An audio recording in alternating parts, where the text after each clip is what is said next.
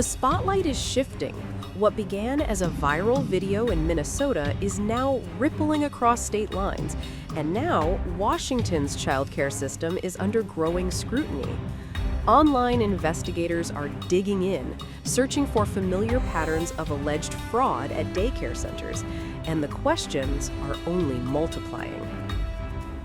In recent days, independent researchers and internet sleuths have begun examining public data tied to state-subsidized childcare programs across the country. One of those researchers, Seattle-based analyst Kristen Mag, has focused attention on Washington state.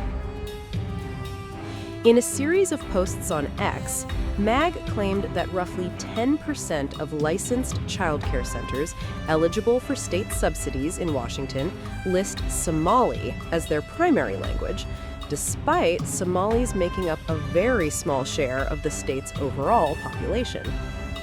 Mag alleged that 539 childcare centers in Washington list Somali as the main language of operation, and claimed that many of them do not provide clear street addresses in public records. These claims have not been independently verified. The renewed attention follows intense scrutiny in Minnesota, where allegations of large-scale misuse of childcare and safety net funding have circulated online. A federal prosecutor there recently suggested that as much as $9 billion in federal funds tied to various state programs may have been misappropriated since 2018, though detailed evidence for that figure has not been publicly released. Past scandals show why the alarm bells won't stop ringing. During the pandemic, Minnesota's nonprofit Feeding Our Future was accused of embezzling hundreds of millions in federal aid, according to the U.S. Department of Justice, a staggering breach of trust.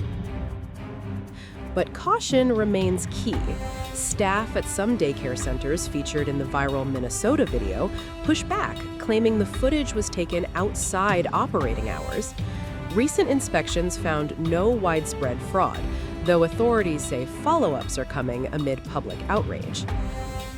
Now, all eyes turn to Washington and beyond. Officials face intense pressure to deliver accountability and transparency while ensuring taxpayer dollars actually reach the children and families these programs were created to serve. Blue State, Minnesota is now ground zero. A fraud scandal tied to state-run programs and Democratic Governor Tim Walz has erupted into a national firestorm. What began locally has surged into a political tsunami, pulling in Republicans, federal investigators, and the Trump administration.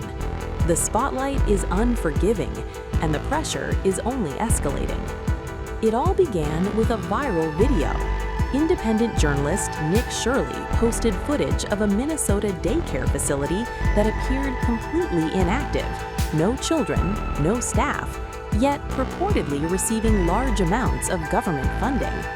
The video spread fast, igniting outrage online and reopening old questions about fraud inside Minnesota's safety net programs. Hello, we'd like to ask where the money's going. What do you guys think about the fraud that's taking place here in Minnesota? I don't think anybody is enabling fraud to happen. Hold Governor Walz accountable for this. What was this money spent on? 1.26 million. What was that money spent on? There aren't any kids. Answer the question. Are there children? There's no children inside this building. On Monday, Department of Homeland Security Secretary Kristi Noem announced that her agents were on the ground in Minneapolis, going door to door at suspected fraud sites. Her message was blunt. Taxpayers deserve answers and arrests if abuse is found. Behind the scenes, federal investigators were already moving. The FBI now confirms it was probing fraud in Minnesota before the scandal exploded online, and now multiple federal agencies are circling. The consequences are immediate. SBA Administrator Kelly Loeffler announces a halt to annual SBA funding to Minnesota, pending a full review of the fraud claims, a move that sends shockwaves through the state. However, this is not Minnesota's first reckoning. Federal prosecutors have long warned that the state has been vulnerable to large-scale fraud. The most infamous case, Feeding Our Future, was labeled the largest pandemic aid fraud scheme in U.S. history. Prosecutors said relaxed COVID rules allowed millions meant to feed children to be siphoned off. In March 2025, the scheme's leaders were convicted. A legislative audit later concluded the Walz administration failed to stop it in time. Another program, Housing Stabilization Services, designed to help seniors and people with disabilities, was shut down entirely after federal investigators warned it was extremely vulnerable to fraud. And now, the accusations are even bigger. Trump's assistant U.S. Attorney Joe Thompson has claimed at least $9 billion in federal funds across 14 Minnesota programs since 2018 may have been stolen, though he has not publicly detailed how that figure was calculated. So the Center for Medicare and Medicaid Services pulled the claims data for these 14 programs dating back to 2018. And those 14 programs in Minnesota have cost $18 billion since 2018. Well, I think it's fair to say, and everyone's been saying, I've said it before, that our state has done not a good job of minding these programs in terms of responsibility. There's lots of levels of responsibility. There's criminal culpability, obviously, and then there's other accountability. And obviously, I think all of us as a state have to grapple with that. And that's not just prosecutors and law enforcement agents, but regulators and politicians and news media, community leaders. And I think that process, that conversation is starting to happen, and I hope it continues to. More than 90 defendants have been charged, most of them Somali Americans, a fact that has already fueled racial controversy and political tension. Republicans argue Minnesota has become a fraud hotspot. Democrats say those claims unfairly target immigrant communities. Governor Walz has pushed back, saying his administration hired outside auditors, shut down risky programs, created a statewide integrity director, and supported prosecutions. He insists anyone committing fraud should go to prison, while criticizing what he calls politically motivated attacks. This is what happens when your own federal government wages war against you. This is what happens when they target communities for their own benefit. This is what happens when they scapegoat.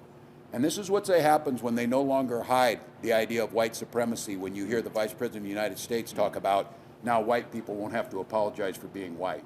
That's never happened once in my whole damn life. And I think everybody in this room knows what they're doing. So we're here today to say enough of this. We're here today to stand that Minnesota will protect their neighbors, to tell those folks who are out there who are too scared to send your children to school, who are too scared to visit a local business, who are too worried about maybe picking up extra food during the holidays at the food banks. We will do all we can to make those corridors safe for you, to make sure you're able to do what you need to do. We hear rumors, we hear suggestions of things, because that's how they operate, that there will be an increased presence. I would tell you, if I were a betting person, they will do it over these holiday seasons because it makes it especially cruel. It makes it especially mean-spirited. It makes it especially traumatizing for communities that wish to gather and to celebrate in their faith on these most important of the high holidays in all of our faiths. So I would fully expect, and we are preparing for, an influx of more agents, more of the very visible public theatrics of the raids, of the harassments, and you got faith leaders here. I would not put it past this administration to target midnight mass services amongst folks going to worship, because that's who they are. But politics is impossible to ignore. Walz, Senator Amy Klobuchar, and Representative Ilhan Omar have all been vocal critics of Donald Trump. The commander-in-chief, in turn, has repeatedly targeted Minnesota's leadership, especially Omar, and the clash has only intensified as investigations expand. I wouldn't be proud to have the largest Somalian. Look at their nation. Look how bad their nation is. It's not even a nation. It's just people walking around killing each other. Look, these Somalians have taken billions of dollars out of our country. They've taken billions and billions of dollars. They have a representative, Ilhan Omar, who they say married her brother. It's a fraud. She tries to deny it now, but you can't really deny it because, it just happened. She shouldn't be allowed to be a congresswoman, and I'm sure people are looking at that. And she should be thrown the hell out of our country. And most of those people, they have destroyed Minnesota, okay? Minnesota, you have an incompetent governor. You have a crooked governor. He's crooked as hell, but he's incompetent. Walz he should be ashamed. That beautiful land, that beautiful state, it's a hellhole right now. And the Somalians should be out of here. They've destroyed our country.